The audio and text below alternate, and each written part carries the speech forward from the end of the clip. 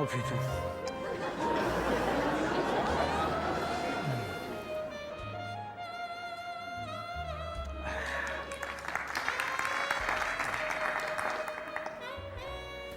Je me présente.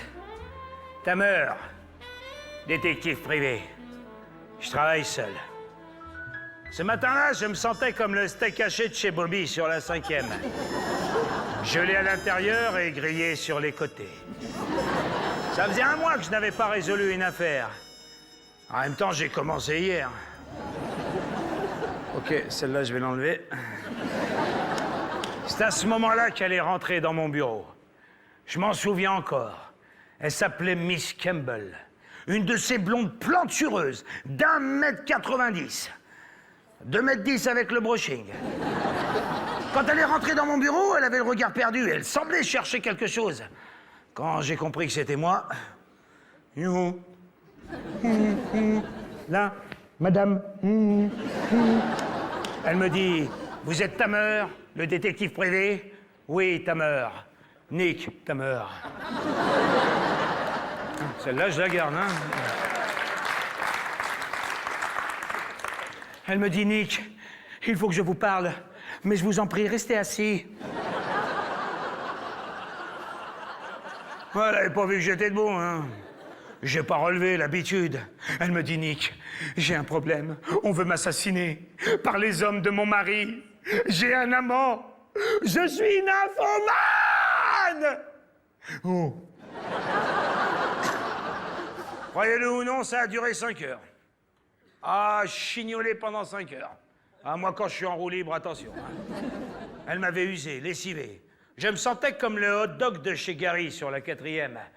Long et ferme au début et flétri 5 minutes après. Quand, tout à coup, des coups de feu, saperlotte, c'était les hommes de son mari. Ils étaient au moins 500. 400. Bon, 5. Ouais, mais 5 mecs très grands, tous armés jusqu'aux dents, sauf un qui avait un fouet. Oui, problème de budget, je crois. Ouais. Mais bon, moi, le fouet, ça ne me faisait pas peur. Alors, elle vient, la dresseuse. Bon, ça vient, oui. Ah, salopard. Ah, d'un seul coup, j'avais une rétine en moins et le dos courbé. Excusez-moi, monsieur, mais... Ce que je ne comprenais pas, c'était pourquoi venir me voir moi. Quand on est séquestré, c'est du recours du FBI. Oh, j'ai compris très vite, c'est parce que j'étais le plus beau. Ah, c'est marrant, Miss Campbell a eu la même réaction que vous. Hein. Et elle a même rajouté, oh non, Nick, vous n'êtes pas beau, vous êtes brave. Ah, ça fait mal. Un nugget.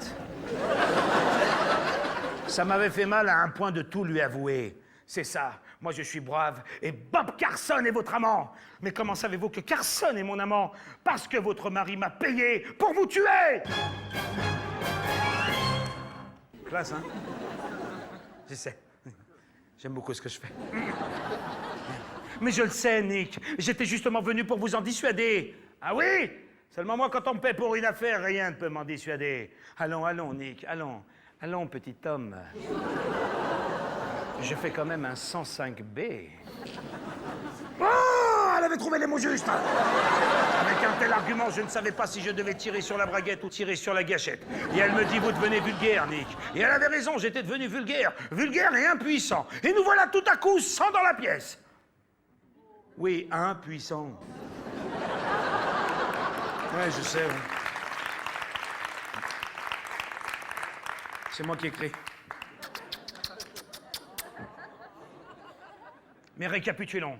Nous avons des tueurs à gages, un amant, un mari jaloux, une nymphomane et un détective au cœur tendre. Quand, tout à coup...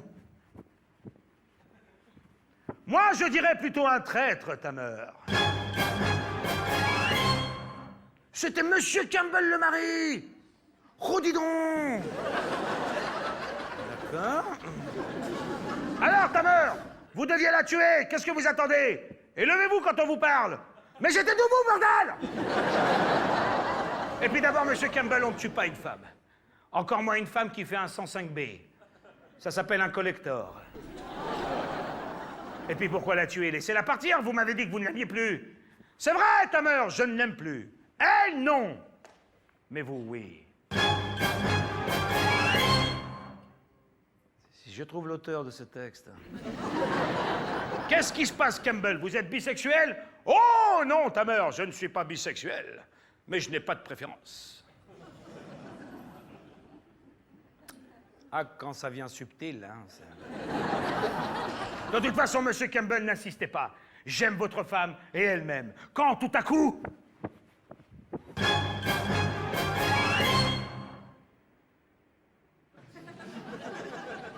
Je dis pas la phrase avant, alors...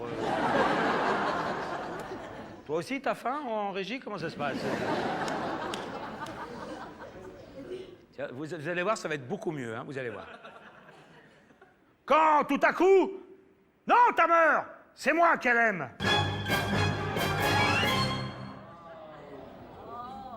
Ça picole là-haut, alors, hein? D'accord. Ah, c'est soirée gastronomie, ce soir, hein, c'est... Si on mange pas, on est mort ici, hein. Bon. Non, Tamer, c'est moi qu'elle aime. Pam, pam, pam, pam, pam, pam.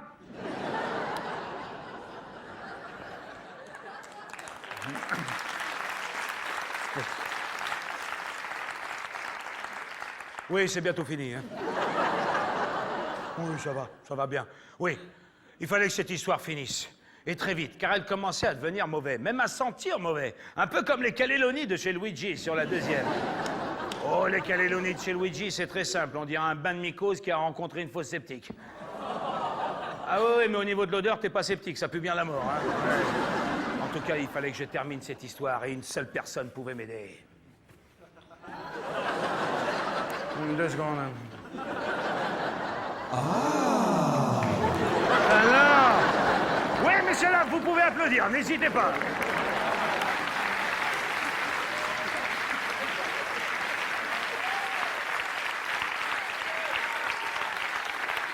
Exactement.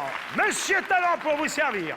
Alors, essayons de récapituler un petit peu cette histoire qui commence à devenir un petit peu foufou, hein. Même Gisèle commence à virer de l'œil. Alors, nous avons Monsieur Campbell qui aime Tamer, qui aime Miss Campbell, qui aime Carson, qui aime Miss Campbell. Seulement Carson est pauvre et Monsieur Campbell est riche, donc difficile à Miss Campbell de laisser tomber son mari. Tamer est amoureux des gros nichons de Miss Campbell, c'est pour ça qu'il ne peut la tuer. Quant à vous, Monsieur Campbell, vous êtes amoureux de Tamer parce que vous êtes un homosexuel refoulé et surtout vous êtes le seul à le trouver beau dans tout New York. Ne parlons pas de Carson, ce n'est qu'un figurant. Voilà, je crois que j'ai tout bien résolu. Au revoir, mes amis, je pars sauver notre famille. Attendez, Talent, vous n'avez pas trouvé de solution, là? Ah oui? J'ai récapitulé toute l'histoire incompréhensible de ce film à la con. Puis nous, on avait compris l'histoire, puisqu'on la joue. Ah, vous, oui. Mais Gisèle et sa bande? Non. Ah.